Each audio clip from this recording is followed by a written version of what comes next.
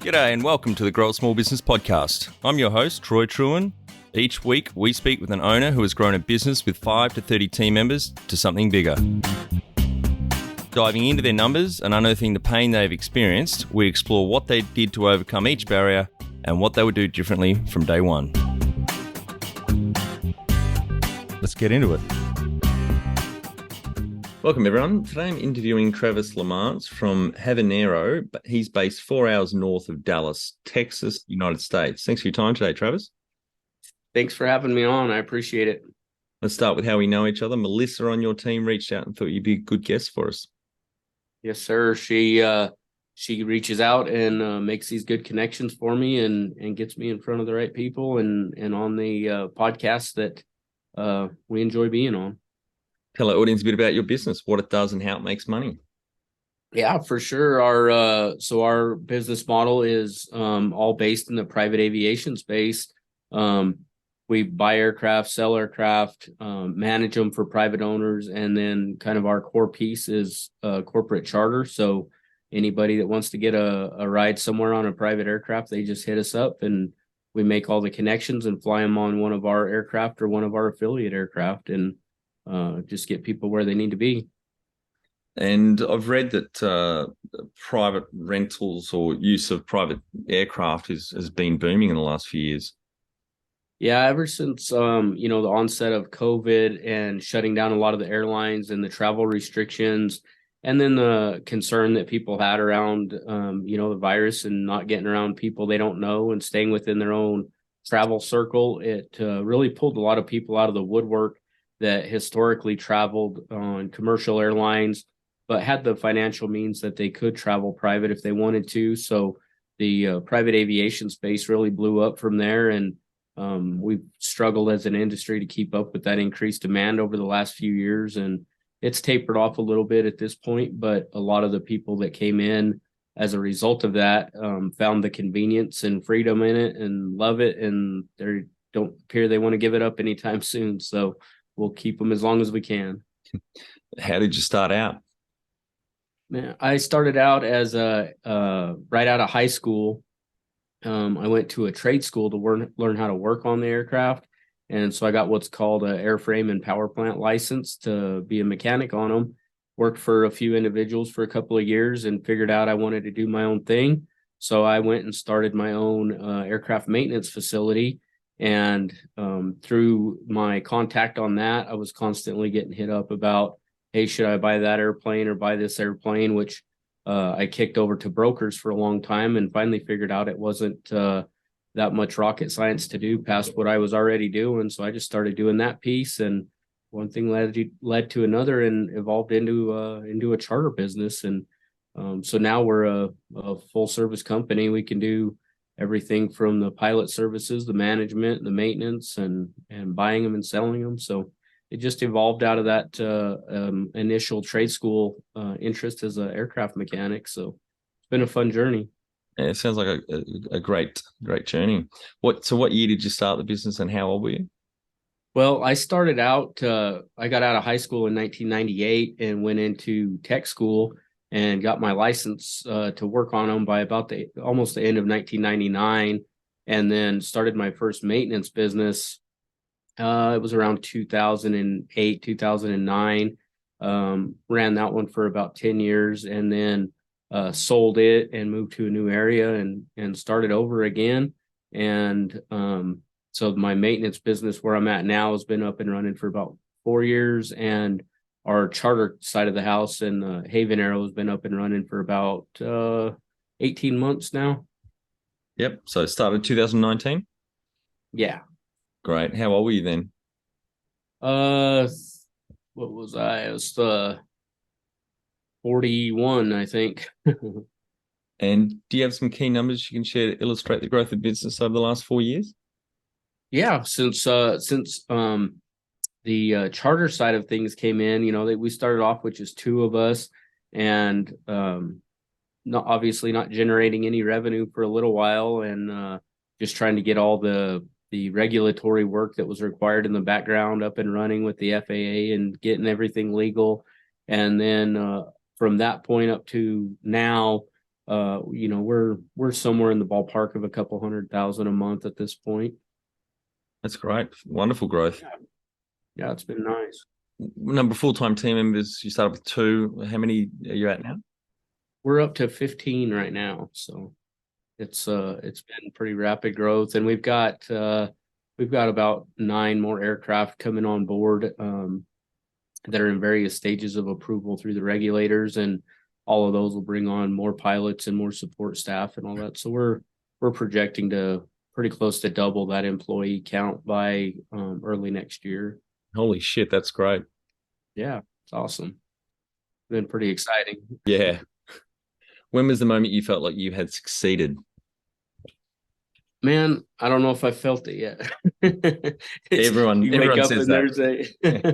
there's a new fire to fight every day. We have these small battles that we win on a daily basis, and these small battles we lose on a daily basis. And most days I go home feeling like a winner, but we all have our days, of course. But I don't know that I feel like we've conquered the war just yet. But we feel like we're definitely winning the battles that'll get us there.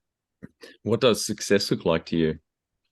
Success looks like having all of our key uh, regulatory pieces up and running and finalized, where we're not dependent on the government agencies to approve all the stuff that we're doing, so that we can just be up and operating, and then wind up with a full fleet of the aircraft that we need to service our customers across the country and across the world.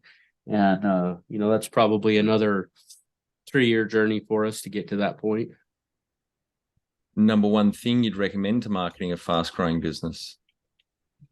The biggest challenge is getting the right team around you and getting the right people in the room. That's always been uh, my key to success on the companies that I've dealt with, is getting people smarter than me in there. And if I find myself in a conference room full of people that I don't feel like are smarter than me, it concerns me. So it's all about the team and the mid-tier management, your executive team. They're all critical components to making it work.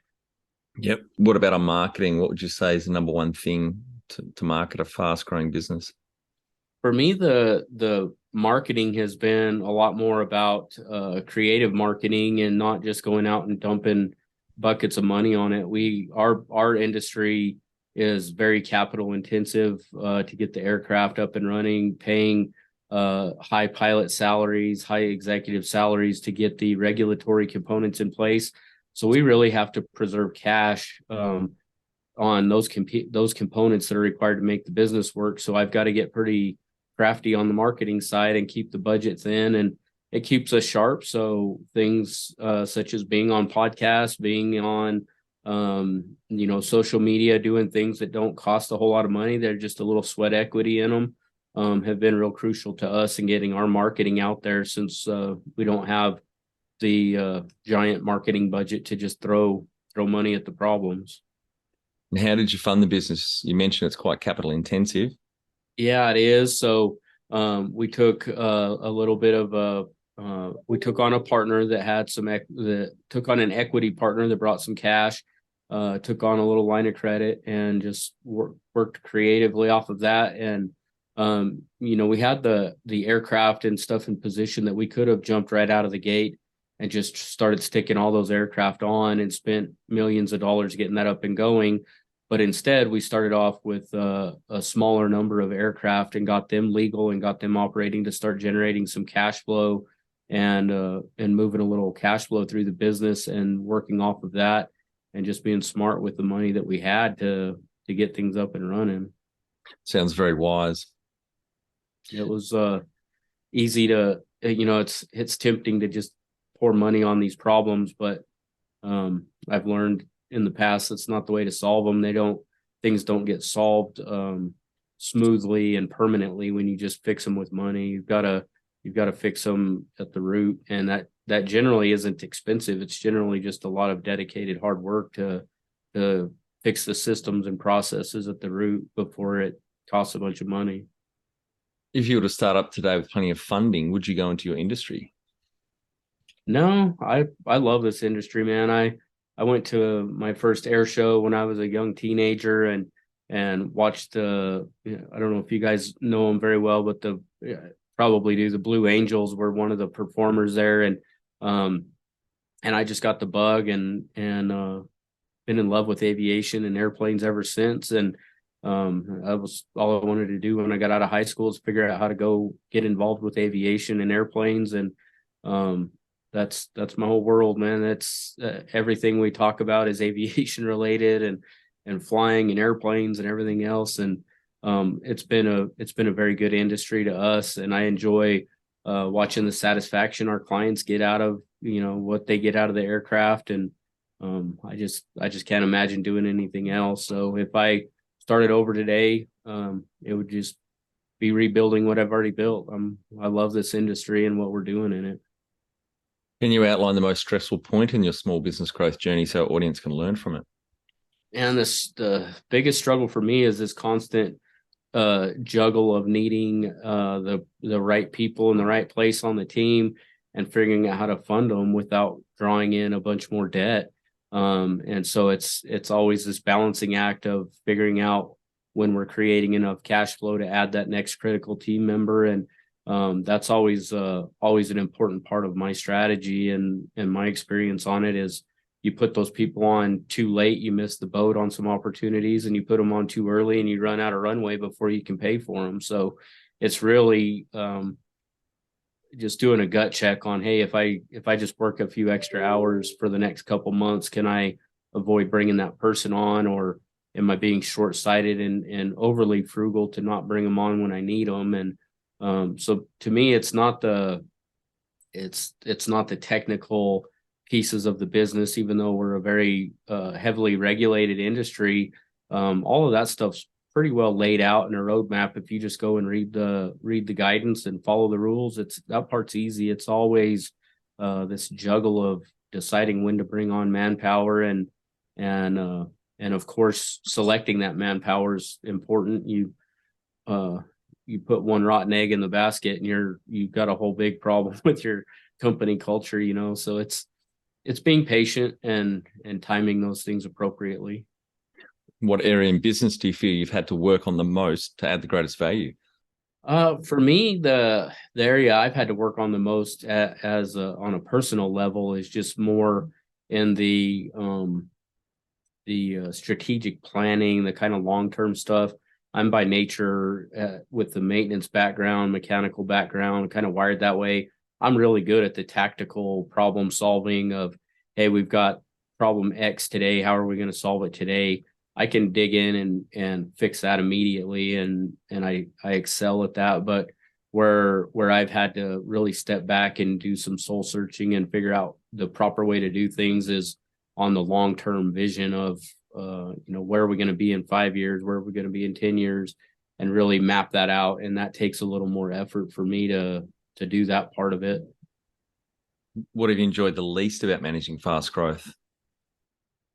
Um, and I like the chaos and the kind of ugly duckling phase of it. I really enjoy all that. So there's not a whole lot I don't like about the startup phase. The part where I get bored is once it's kind of up and all the systems and processes are there, and it's just operating business that you're having to manage. That's when I lose interest, and I'm ready to hand it off to someone else at that point. It's the long hours, the firefighting, the strategic management of cash flow and all that goes along with the startup. It's just fun for me. It keeps things entertaining and lively, and I just enjoy it.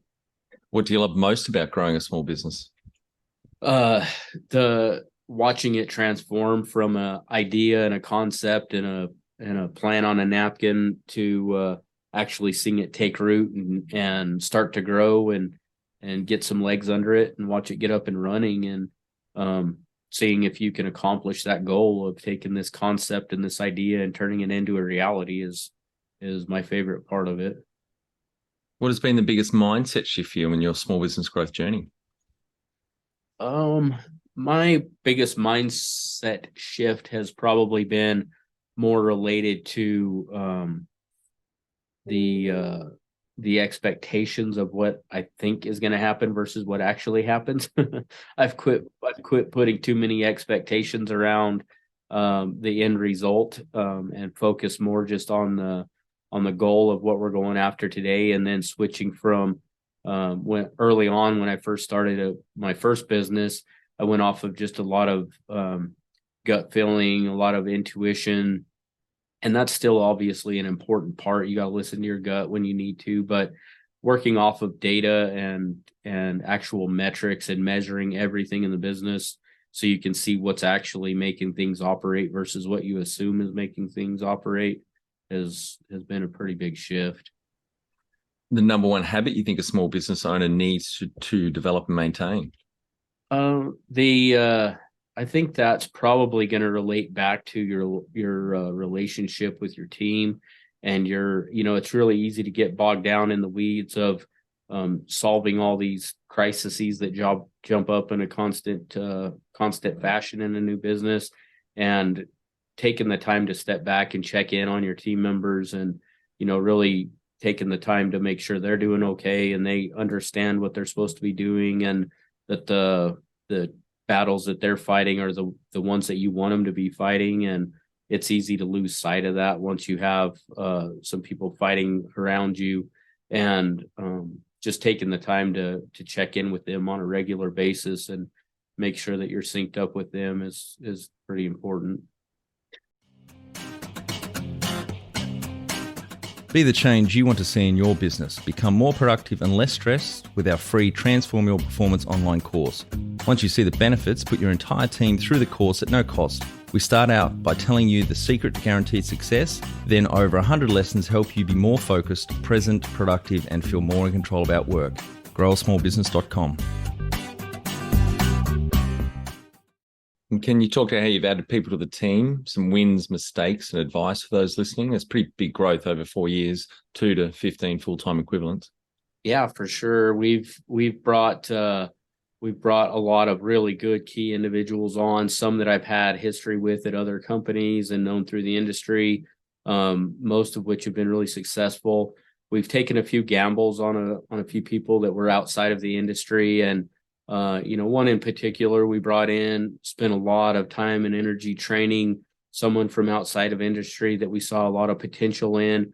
And unfortunately, we just could never get that individual to see the same potential in themselves that we did. And so after a lot of time, energy, and effort put into that person, we finally just had to separate ways with them. And, that kind of stuff is challenging for me, where I meet people and I can see what potential they have. And sometimes it's a work ethic. Sometimes it's a motivation issue. It's hard to say what motivates people, but it's just really frustrating to me when you can't get people to step up to the potential that they have. And so I've had to re-gear my expectations of people on a lot of that, where just because I see the potential there, if you can't get them to see the vision of it and step into it, you're just wasting your time trying to force them to live up to what they're capable of.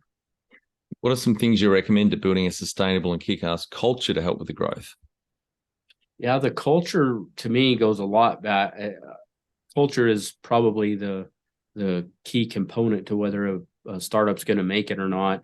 And that really evolves around your leadership and checking in with those team members, making sure they have the tools that they need, making sure that you're very clear on your communication with them of what the goals are, where you're trying to get to.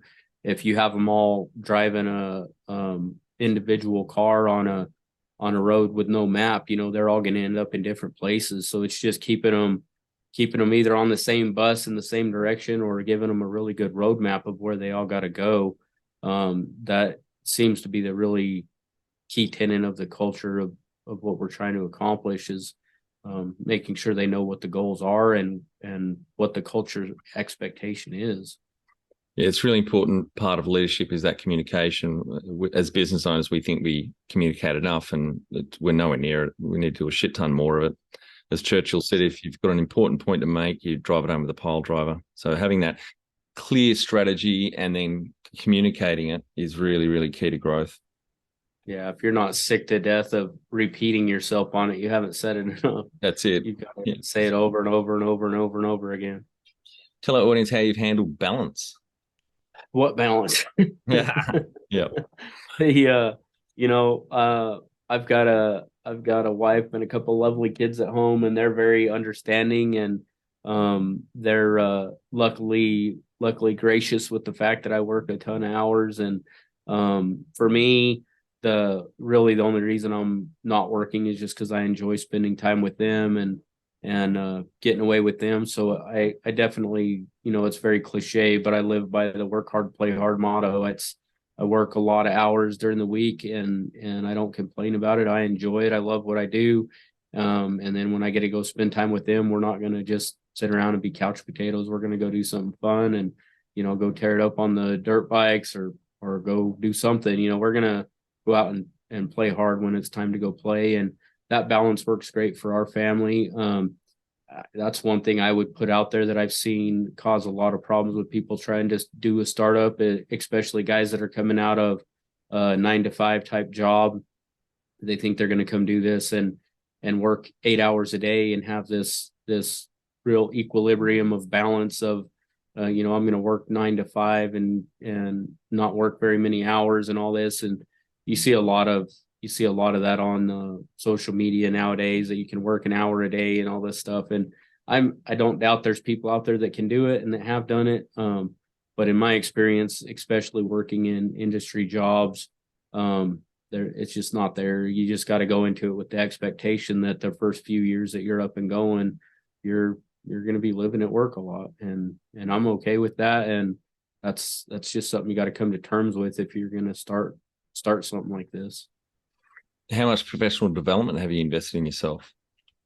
I spend quite a lot, and by my standards, I've got a business coach and a life coach that I meet with every week, and spend a pretty significant amount of money with them. But I see a lot of returns on it.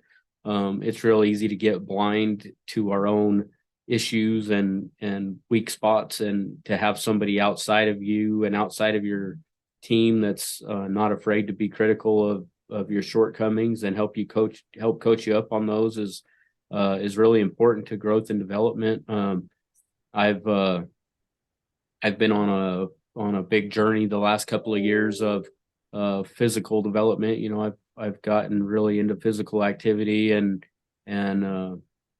working out and doing a whole bunch of things on that side that for years I let those kind of slip because I was busy jamming at the computer trying to get things done. And the next thing you know, you look up and you're overweight and you're unhealthy and going on blood pressure medicines and all these. And you're like, well, I'm not going to be much good to my family or my team if I'm not in good physical health. So I've put a big priority on that in the last few years. And so that physical dedication and dedication of commitment and openness with a coach has been really helpful for me. You've mentioned you've got a coach. Have you had mentors along the way or anything else on coaches?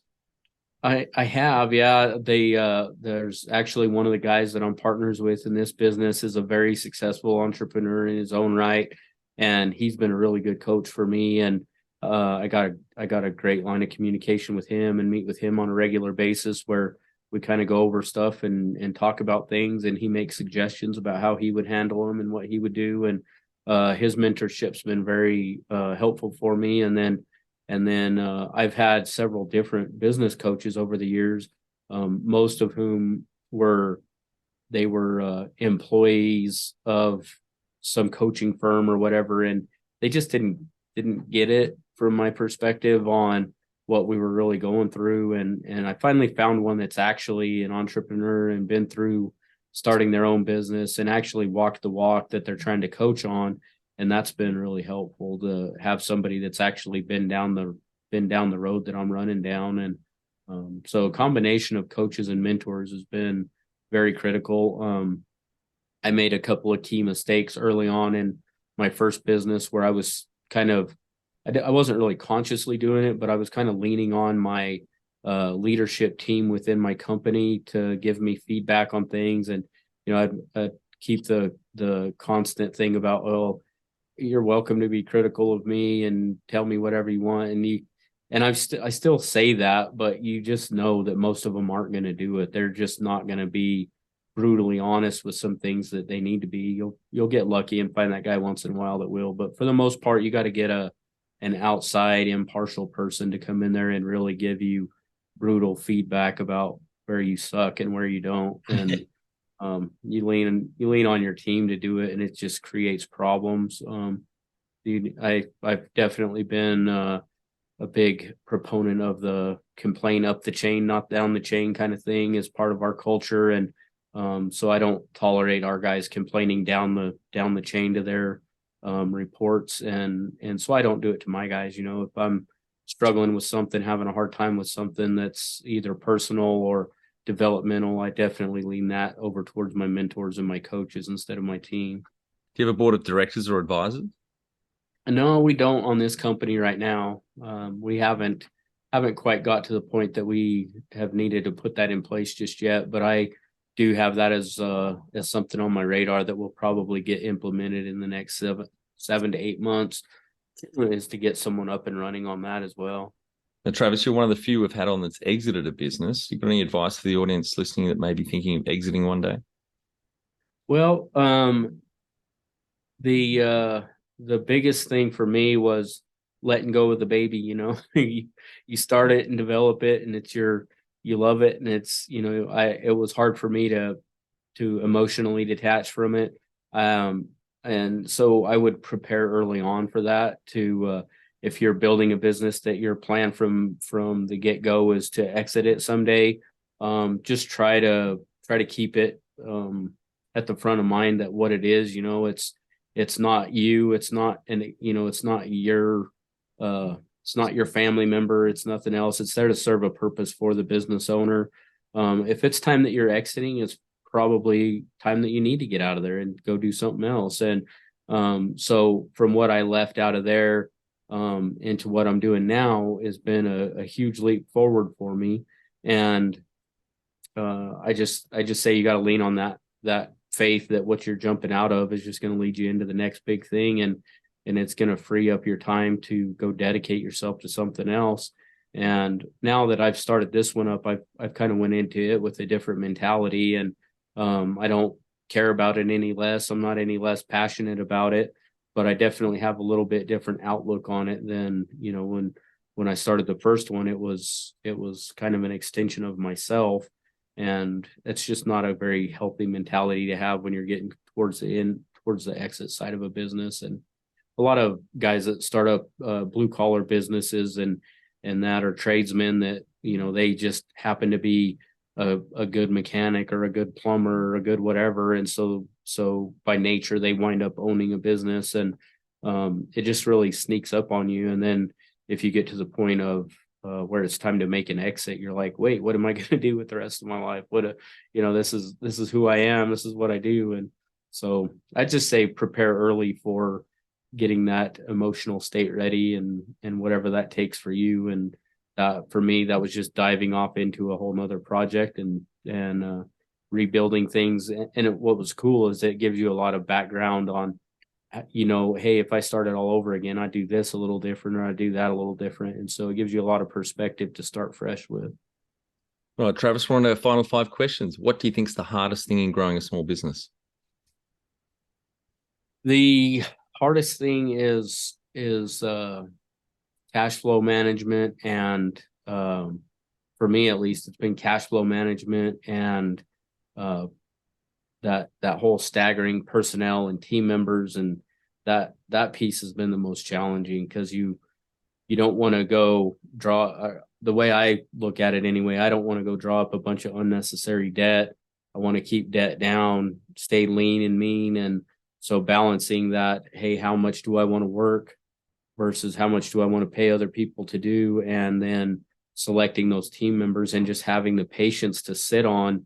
Don't just go snag up the first guy that you find that has a resume that looks decent. It's sitting on there waiting to find the person that actually fits the culture you're looking to develop and is really in sync. Especially those first couple of hires are really key to, they're going to really help set the tone for that culture and what they what they tolerate, and what you let them get away with is really what sets that culture. So just the first couple of people are really key hires for me. Yeah, totally agree. Favorite business book which has helped you the most? Probably what was it called? You just drew a blank on the name.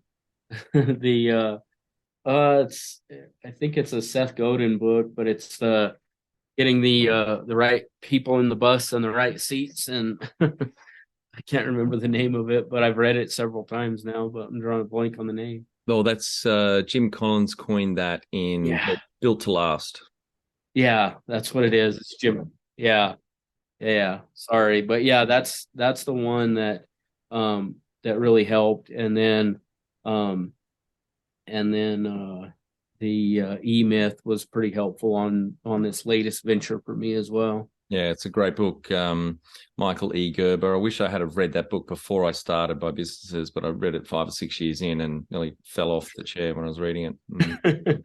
Yeah, you start reading it and realize all the things that you've already done that he points out in there. It's like, oh my gosh. Yeah, that's it. A lot of it reads like common sense, but you're going, that makes total sense, but I'm not doing it. Exactly. Yeah, it's a good one. Any great podcasts or online learning tools you use for your own professional development? I listen to a wide variety of podcasts. I just kind of bounce around and listen to just about any business related podcast up there, and I pick up a lot of nuggets along the way. You just never know where you're going to catch up a golden nugget, and so I like to just spread it around and pick up random recommended podcasts, and I've just learned a lot of interesting information from all of those along the way. One tool you'd recommend to help grow a small business? Man, one of the most critical tools for me is probably everyone and their dog probably uses it or knows about it, but it's a project management tool called Trello. And man, Trello has been super helpful for me as a project management tool for organizing all the, when you're a startup and you're wearing 25 different hats and you've got all these different things you got to do, it's really easy for it to be chaotic and not let your team be involved with all the different things that are going on. And so that tool was super helpful for organizing and getting everything put into one place, and just kind of the virtual whiteboard capability. And that tool's been really instrumental for us in staying organized and coordinated as a team, working through different projects. So it's, especially since we're spread out a little bit, well, not everybody's under the same roof. So it's been a really good tool for us. Finally, my favorite question: what would you tell yourself on day one of starting out? Be patient. I'm always in a race to get to the finish and forget to look at the trees along the journey, man. I just want it done, and I'm hair on fire all the time, in a hurry all the time, and get a little frustrated with the pace of things. And so it's a blessing and a curse, because there's a lot of fun stuff that happens along the way that go unnoticed because I'm always in a hurry to get it done. But it keeps the intensity up to keep things moving forward. But I would definitely just say be patient. Just be persistent and stick with it, and be patient, and it'll all come to fruition. It sounds very similar to myself. Yes. Patience with old age, I think. Yeah, I guess so. Well, thanks very much for your time today, Travis. I really enjoyed our chat. A phenomenal growth over the last 4 years in a nice boutique niche industry. So going from 2 full-time equivalents to now 15, looking at doubling in the next year or so. That's tremendous growth. So congratulations to you and the team. Thank you. I appreciate it. And I appreciate your time and having me on. It's been a lot of fun. We're getting some great iTunes reviews. For those listening, please pop over to your podcast app and leave us a review.